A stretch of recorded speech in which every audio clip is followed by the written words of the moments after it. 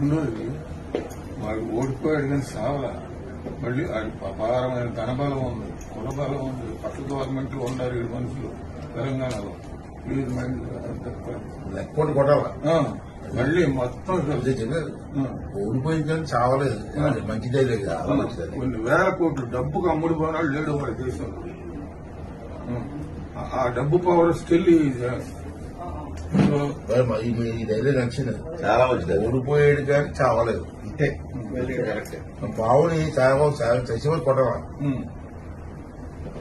దానికి పావుని వదలరా, చచ్చిపోయి కొట్టరా అంటారు. దానికి నేను ఎందుకు చెప్పానంటే మీరు కరెక్ట్ గా రిసీవ్ చేసుకుంటారు, మిగతా వాళ్ళు చేసుకుంటారు.